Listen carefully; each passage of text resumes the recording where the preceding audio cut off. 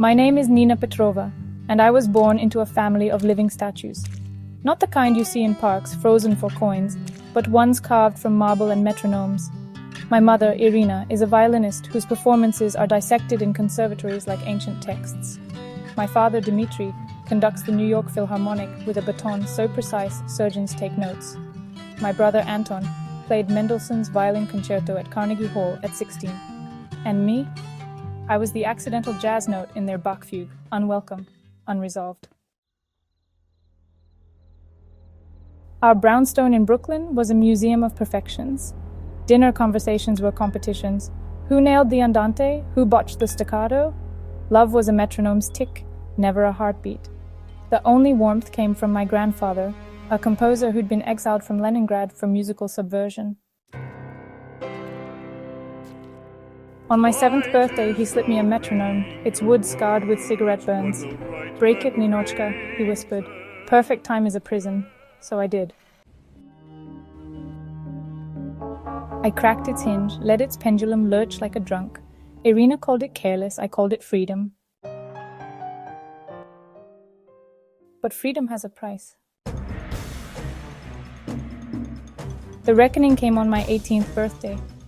I'd composed a piano piece called Whisper of Rain, a storm of minor keys and hesitation. I'd practiced in secret, dreaming of debuting it at my graduation recital. But Irina heard me. She stood in the doorway, her silhouette a shard of black silk, and said the words that still hum in my bones. Real art requires discipline, not daydreams. She cancelled my recital, replaced it with Anton's rendition of Paganini's Caprice No. 24. That night, I packed the broken metronome and fled to Berlin, where noise was celebrated, not sterilized. Berlin and Aria? Berlin was a fever dream of graffiti and grime. I waitressed at a dive bar, serving schnapps to anarchists, and DJ'd under the name Aria, a masked phantom in gold filigree and blood-red lipstick. My music was a riot, glitchy beats, distorted chords, the stutter of Grandpa's metronome sampled into a track called Broken Time. It went viral. Critics called it a revolution in 4/4. My family, of course, heard nothing. Until I sent them an offer. An anonymous patron, me, commissioned the Petrova Orchestra to premiere a groundbreaking symphony at Lincoln Center. The catch? They wouldn't know the composer until the curtain rose. Desperate for funds? Turns out Irina had funneled their savings into a failed opera festival. They agreed.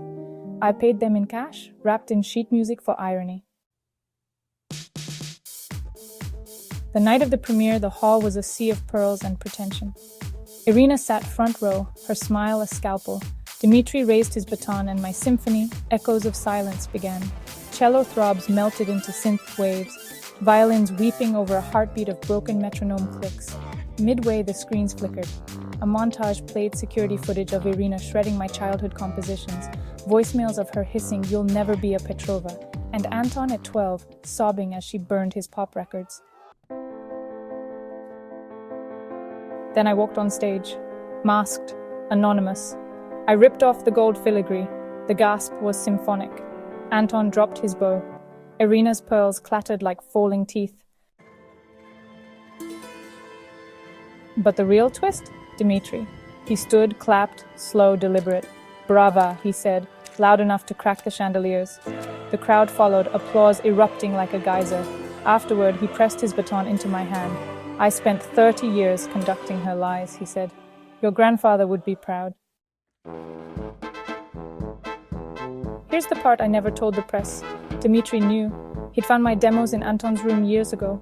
I hid them, Anton confessed later, over whiskey in my studio. Iris would have burned them. "Dad," he cried, "said you sounded like Grandpa."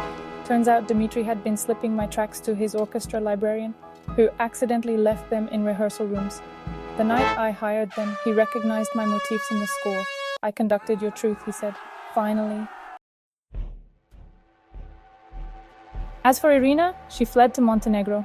Last I heard, she's teaching masterclasses on artistic integrity to bored oligarchs. Anton joined my collective, trading Bach for bass drops. And the metronome? It sits on my piano, still broken, its crack cradling a photo of Grandpa. Oh, and the red lipstick I wore as Aria? It's Irina's signature shade. I stole it the day I left. But the sweetest twist? The echoes of silent sample hidden in the symphony, a recording of Grandpa playing a band jazz riff in our attic. Irina had locked the tape in a safe for decades. Dmitri smuggled it to me in a bouquet of roses. Now it's the anthem of every kid who's ever been told to stop daydreaming. Protesters blast it in the streets, teens tattoo its lyrics. And me, I'm scoring a film about a girl who talks to storms. Funny, isn't it? They called me noise, now the world dances to it. Nina Petrova, composer, subversive, granddaughter of a rebel. Welcome back, everybody, for another deep dive. Yeah. Today we are really going to unpack the story of Nina Petrova. Oh, Nina Petrova. Yeah, this is a musician who really kind of defied expectations. Yeah. Defied a family legacy Okay. of classical music and really forged her own path. And, we have excerpts from her own words. Oh. We've got a ton of articles, reviews. Okay. We're going to get like a really good insider perspective on her journey. Sounds fascinating. So you think you know the story of like the artist rebelling against their family. Right. Nina's story really takes some Okay. unexpected turns. Well, I'm ready to be surprised. All right, let's do it. Where do we begin? Well, so Nina's story begins in a Brooklyn brownstone, Okay. practically dripping with musical prestige. Okay. I mean, her mother, Aria, a celebrated violinist. Wow. Her father, Dmitri, the esteemed conductor of the New York Philharmonic. Wow. Her brother, Anton, a violin prodigy. Okay. It was a world where every note was scrutinized. Oh, yeah. Every rhythm had to be perfect. Like a pressure cooker. Yeah. Of expectations. How could anyone really develop their own voice? It makes you wonder how anyone could develop their own artistic voice in that environment. Right. And that's what's so interesting about her story. Okay. Despite this intense pressure to conform, Yeah. she had one crucial source of support, Okay. her grandfather. The rebellious grandparent. Seems like there's always one Always one. in these stories. What made him different? So Nina's grandfather was a composer Okay. who had been exiled from Leningrad for daring to experiment with music. Oh, wow. And he encouraged Nina to break free from the rigidity of perfect time. I see. In fact, on her 7th birthday, he gave her a metronome and told her to break it. What a potent symbol. Isn't that something? Like giving her permission to just reject all those constraints Yeah, right from the start. I love that image. Yeah, I'm curious to know how that kind of manifested in her musical development. Oh, yeah. Well, it seems Nina took her grandfather's words to heart. She was drawn to composing, Okay. poured her heart into a piano piece called Whisper of Rain. Whisper of Rain. She envisioned debuting it at her graduation recital. Okay, a pivotal moment. A pivotal moment for any young artist, right? Absolutely, the chance to kind of share your work, step into the spotlight. Yeah, what happened? What happened? This is where things take a heartbreaking turn. Oh, no. Nina's mother, Irina, overheard her practicing Whisper of Rain Okay. and immediately shut it down. Oh. She criticized the piece, saying, "Real art requires discipline, not daydreams." Oh, my God. She even went as far to cancel Nina's recital and replace it with her brother's performance. Oh, that's brutal to just invalidate a young artist's passion like that. Yeah. Like, no wonder she rebelled. Nina describes her mother's words as still humming in her bones, Wow. even years later. Wow. Clearly, the experience had a profound impact. It Yeah. was a turning point. Okay. She decided to leave the pressure cooker of her family's expectations and escape to Berlin. Berlin, a city known for embracing the unconventional, Yes. especially in its music. Right. What a contrast. Stark contrast Yeah. to the kind of structured world of classical music that she left behind. Yeah, Seems like the perfect setting for a musical reinvention. it does. Nina describes Berlin as this whirlwind of graffiti dive bars Yeah. and a constant pulse of electronic music. Wow. This stark contrast to the kind of hushed tones and polished surfaces of her childhood home. Yeah. And it's in this environment that Nina transforms into Aria, Aria. a masked DJ who creates music that is as unpredictable and vibrant as the city itself. Intriguing. What kind of music did she make? It's hard to imagine someone steeped in classical music suddenly embracing electronic music. Yeah, totally. That's what's so fascinating. Okay. Nina, or rather Aria, starts incorporating these glitchy beats and distorted chords into her music. Okay. Sounds that are far removed from the world of perfect harmonies and precise timing. Okay. Imagine rhythms that skip stutter Okay.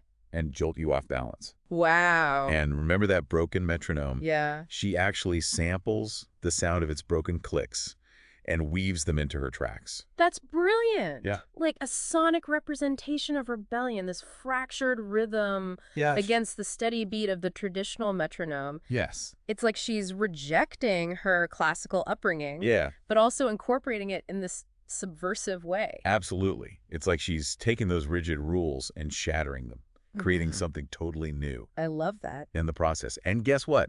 People loved it. They did. Her track, Broken Time, goes viral. Wow. Critics are hailing it as a revolution in 44. Revolution in 44. I like that. Yeah. Can you explain what that means? So, For those of us who maybe aren't musically inclined. most dance music is written in this standard 44 time signature. Okay. Steady, predictable beat that's easy to dance to. Okay, yeah. But what Nina does with Broken Time is she messes with that predictability. Okay. It's still fundamentally in 44. But she introduces these unexpected glitches and syncopation that make it feel off-kilter, I see. almost jarring at times. Yeah. So it's like she's taking this familiar structure and turning it on its head, Yeah. which is a fitting metaphor for her whole story. Right. She's taking the structure and the discipline of her classical upbringing Yes. and using it as a foundation to create something completely unconventional. Totally. While Broken Time is making waves in the Berlin underground. Yeah. Back in New York, her family remains oblivious, Oh, no. still caught up in their world of classical perfection. Okay. That is until Nina decides to shape things up a bit Oh. with a little musical revenge. Oh. Oh, this sounds juicy. So Nina's parents were struggling financially. They had to sell their beloved Steinway piano. Oh. They were on the verge of losing their Brooklyn brownstone. Oh. So Nina sees an opportunity I see. for a bit of payback Uh-huh. and a whole lot of artistic vindication. She anonymously commissions the Petrova Orchestra, Whoa. her own family's orchestra, Wow. to premiere a groundbreaking symphony Okay. at Lincoln Center. Now that's a power move. Right. Performing in such a prestigious venue Yeah. with her family completely unaware. Completely unaware. Wow. Talk about drama. Oh, it gets even better. It does. Not only is the orchestra kept in the dark about the composer's identity, Oh, my God. but the audience will be too. Okay. Nina's plan is to unveil herself at the premiere, Whoa. right there on stage. She's really playing with fire here. Yeah, It's like setting the stage for a public confrontation with her family and like their whole world. it really is. What was the symphony like? It was titled Echoes of Silence. Echoes of Silence. And from what we've read, it was this incredible fusion of orchestral elements Okay. with electronic sounds. Interesting. Imagine soaring cello melodies, Okay. layered over pulsing synth waves, Oh. and woven throughout it all those signature clicks Yes. of her broken metronome. It sounds like a true reflection of her journey, blending her classical background with this electronic experimentation. Yeah. I can only imagine the tension in that concert hall. Oh, yeah. Here's Irina watching the symphony that challenges everything she believes in. Right, and then, The composer enters. and it's not Aria. This is where the personal and the artistic truly collide. I am on the edge of my seat. What happens next? And it's not Aria, the mask comes off, and it's Nina. Wow. Standing before her family and the entire audience. Oh my God. This isn't just a musical performance, it's a confrontation. So before we get to like the fallout, I'm curious about the music itself. Yeah. You mentioned Echoes of Silence, blended orchestral and electronic elements. Yeah. How did those two worlds come together? From the reviews, it sounds like Nina created a truly unique soundscape. Okay. Imagine the richness and depth of the Petrova Orchestra's strings and horns, Okay. but then these unexpected bursts of electronic sounds, cutting through almost like fissures in the classical facade. I see. Critics described it as a dialogue between tradition and rebellion, Wow. a symphony that breathes with the pulse of the city. It's fascinating how she managed to kind of weave those seemingly like disparate elements together. Yeah. You mentioned that she used the sound of the broken metronome in her electronic music. Right. Did that motif reappear in the symphony? Yes, and in a very powerful way. Okay. At the climax of the symphony, the music comes to a halt, Okay. and all you hear are the clicks of the broken metronome. Oh, wow. It's this moment of suspended time, a sonic representation of everything Nina's been pushing against. And screens around the concert hall flicker to life. What? And they start playing a montage of home videos and security footage. No way. We're talking scenes of Irina shredding Nina's childhood compositions. Oh, my God. Voicemails of her berating Nina's musical aspirations. Oh, wow. Even a clip of young Anton sobbing as Irina burns his collection of pop music records. She exposed her mother's actions for the whole world to see. Yeah. That takes incredible courage. It's a truly audacious move, laying bare the years of emotional manipulation and artistic suppression that fueled her rebellion. Yeah. The audience is stunned. Wow. Anton, playing violin in the orchestra, drops his bow. Okay. And you can only imagine the look on her face. I bet those pearls she always wore suddenly felt very heavy. Yeah. So this wasn't just a musical premiere, this was a reckoning. Exactly. And then, right when the tension is at its peak, Nina rips off her mask. Oh my God. Revealing her identity to the entire world. Wow. It's the ultimate act of defiance, a reclaiming of her voice and her story. What was the reaction? The audience gasps, cameras flash. Quite. And then Dmitri, Nina's father, the conductor, known for his stoicism and unwavering adherence to classical tradition, starts clapping. He did. Not just polite applause either. He gives Nina a standing ovation, a brava that echoes through the concert hall, and the whole audience follows his lead. That's incredible. He publicly chose Nina over Irina and everything that she represents. Right. What a powerful moment. It's a complete shift in the family dynamic. Yeah. And it gets even more interesting backstage. Dmitri hands Nina his conductor's baton. Oh, okay. And says, I spent 30 years conducting her lies. Oh my gosh. Your grandfather would be proud. Chills. So there was a secret rebellion simmering beneath that composed exterior all along. Yeah. But how did he even know about Nina's music? Right. She was performing as Aria masked and in a completely different genre. That's where things get really interesting. It turns out Dmitri had discovered Nina's music years earlier. He did. Anton had found some of her demos and hid them, fearing Irina would destroy them. Yeah. But Dmitri stumbled upon them. He was deeply moved by what he heard. Wow. He even said Nina's music reminded him of his father-in-law, Really? the exiled composer. It's like a hidden lineage. Right. A musical legacy passed down through the generations. Yeah. Despite Irina's efforts to extinguish it, it adds a whole new dimension to Dmitri's character. Right. He wasn't just a passive bystander in Irina's reign of control. Yeah. He was actively protecting Nina's artistic spirit. Yeah. Even if it meant going against his wife. Absolutely. And it goes even deeper than that. Does it? Dmitri admitted that he had been subtly introducing Nina's music to the orchestra for years. What? He would slip her tracks to the librarian, who would accidentally leave them in rehearsal rooms. No way. So by the time Nina commissioned them to play her symphony, they were already familiar with her style. Wow. Talk about a long game. Right. He was orchestrating Nina's success behind the scenes. Yes. While maintaining this facade of upholding Irina's rigid standards. He even admitted that when he saw the score for Echoes of Silence, he instantly recognized Nina's musical motifs. Oh, wow. I conducted your truth finally, he told her. Wow. It's a profound statement. Yeah. A father acknowledging his complicity in silencing his daughter's voice, and then vowing to amplify it. It completely reframes the whole story. Yeah. This isn't just a daughter rebelling against her mother. Right. It's about a family divided by artistic ideologies. Yeah. A father who found a way to subvert the system from within. Yes. I'm curious, how did Irina react to all of this? Well, as you can imagine, she was devastated, humiliated even. Yeah.